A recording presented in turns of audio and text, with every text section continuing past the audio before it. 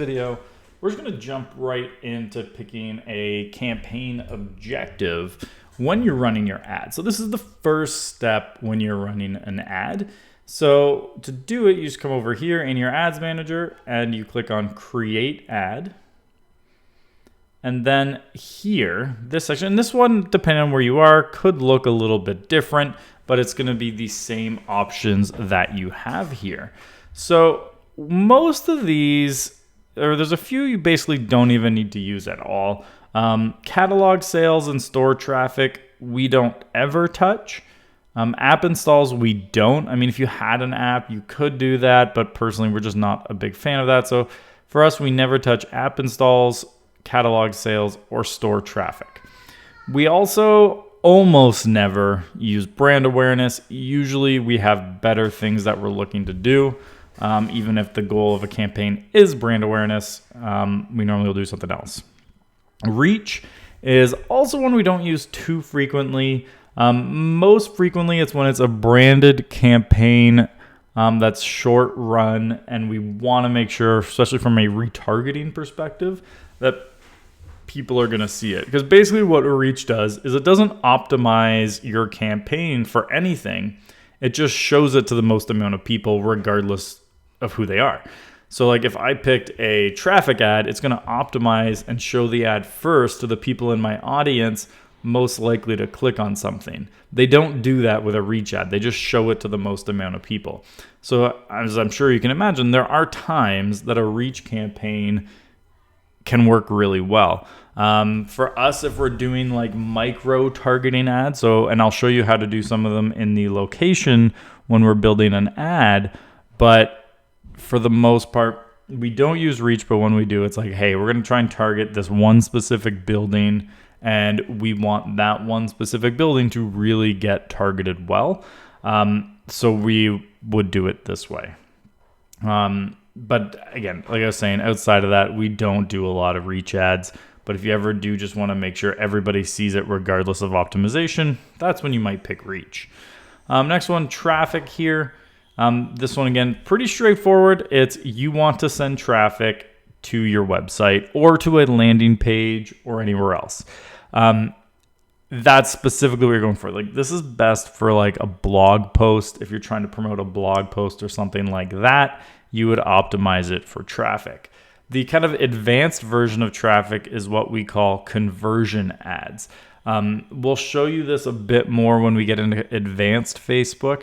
Conversions include leveraging the Facebook pixel to track people on your site. So you're still sending traffic to your site or to a specific landing page, but you're adding a second piece of code to the thank you page so that when someone actually opts into the ad, Facebook can track it and then further optimize for more people who are likely to become a lead and convert. So traffic is where you kind of start when you're doing landing page traffic if you're not comfortable putting in the code yet, and we'll show you how to do it. And then the next part is conversions, which is kind of like that step up in setting it up. So if you're not comfortable yet setting up and playing with the pixel, start with a traffic ad, but understand eventually you'll want to move that if your goal is leads to a conversion ad. If you're just promoting a blog post or a listing on your site and you don't want leads, you just want to send people to your site to check it out, then you might use traffic instead. Next up is engagement. So this would generally be considered a like, comment, or share. Now, if you're doing something like a photo album, an engagement can count as them just clicking through the photos because they're engaging with the album. There is value to running an engagement ad, but it's not that we use them that often because personally we would rather do more than just engagement. We'd like to send them to a site. We'd like to send them somewhere we can capture their info. A really great use of engagement, though, is in really short run campaigns to promote something that you're doing. Because one thing that a lot of people don't think about is that likes, comments, and shares on a post will make other people more likely to engage with that post and take the action you want. So sometimes what we'll do, if there's the budget for it, is we'll run an engagement campaign for 24 to 48 hours to an ad. And then after that window, we'll switch it to a traffic or a lead gen or a traffic or conversion ad, so that now we have social proof on the ad, which we're then going to push over and now make it the objective that we actually want, and people are more likely to take it if they're not the first person doing it. So especially if you have like an audience of your best fans, you run an engagement ad to them first and then push ahead and go to the next step. For us, this is a huge piece that can work really well. But like I was saying, like, you don't have to do that, and it is budget dependent as well. But for the most part, engagement, while we use it, is not a huge one for us.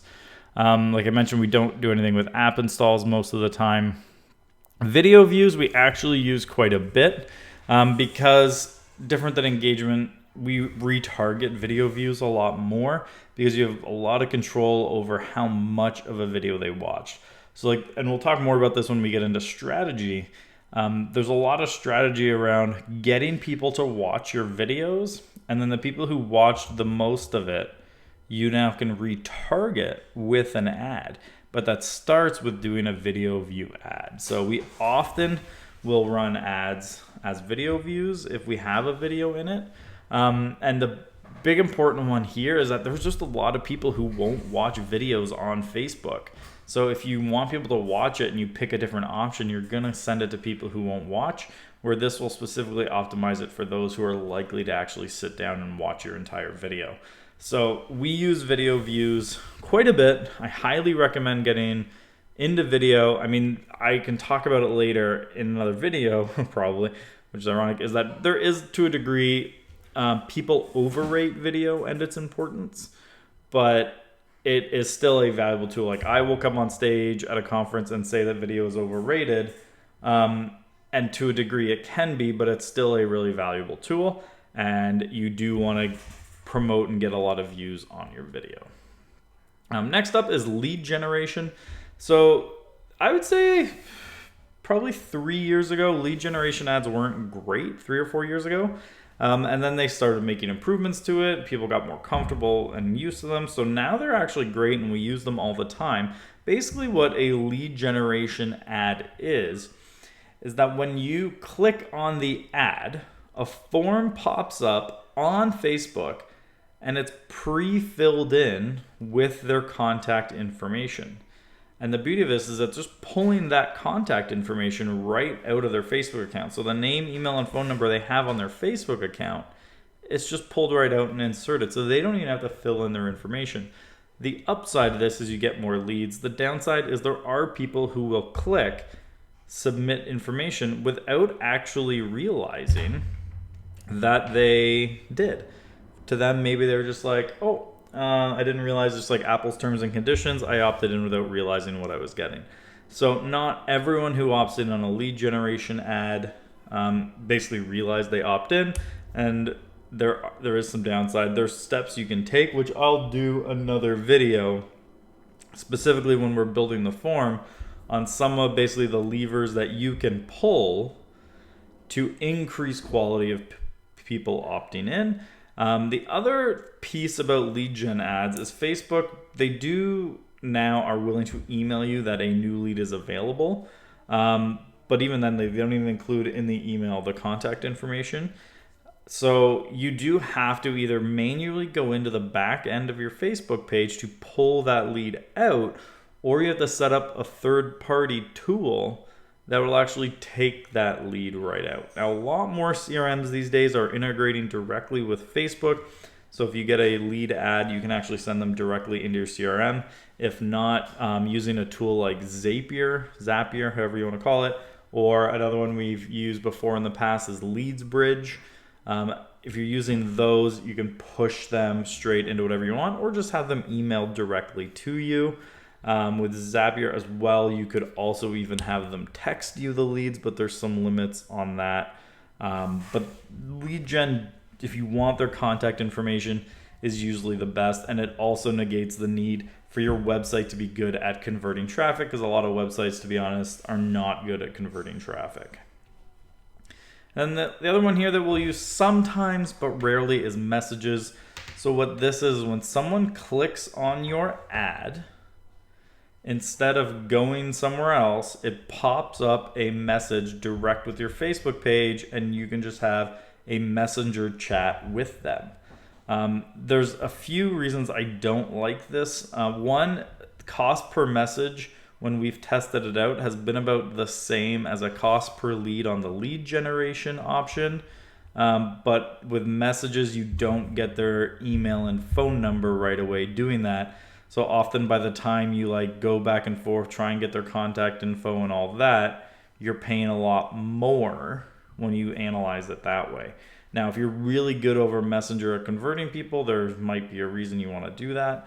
The other reason, and sometimes the only time we do messages, is if they have nowhere to send them, they have nowhere to like collect leads type of thing. Sometimes it's just a very simple and convenient way to start conversations with people. What you will find though is there's a lot of people who click on the ads accidentally and it starts that message. And so like half your answer sometimes like, oh, sorry, I accidentally clicked on this. Ignore this, please.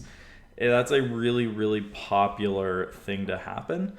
I mean, it's kind of a pain, but that it is what it is. So for the most part, we don't. I'd say the most common place we use this would, if we do, which is not that often, is with like a coming soon ad, where because like with a Facebook lead ad, after they opt in on that form, you're supposed to send them somewhere on your website. And if you don't have anywhere you specifically want to send them, then we do messages here. That's one of the few instances that we find them to be worth it. So once you pick the one you want, you would come down. We always recommend giving them a name. You can see here, like give your campaign a name. Same with ad set and the ad itself. This is only something that you will see because it's an internal thing. It just helps you. Like you can see here in the background, home eval, lead gen, homes under. Just to give you a name of the campaign that you can tell it quickly when you come into your ads manager what it is. We'll get into naming an ad set once we get there, kind of best practices there. But for here, I normally just say like, for instance, if this was a listing, I would do like 123 Main Street just listed. And that's how I would do it. But again, that it is up to you kind of how you do that. I would just pick a consistent naming convention for you that works. And then once you're happy with all this, we just hit continue and go from there. Again, if you have any questions at all about picking the right objective, or you're just not sure which objective to pick for that particular campaign, reach out in the group, make a post, and we're certainly happy to pick. At the end of the day, just think to yourself, I'm putting this campaign up. What do I want from it? What is my main goal? If your main goal is you want people reaching out, then you're going to pick messages, lead gen, or conversion. If you want people to watch a video, it's video views. If you want to send people to read something, traffic. So think about what your goal is and pick the right one. And you can do multiple campaigns to the same ad doing something like this. So watch the next video coming up. I'm going to talk a little bit about special category ads. Then from there, we'll jump right into targeting.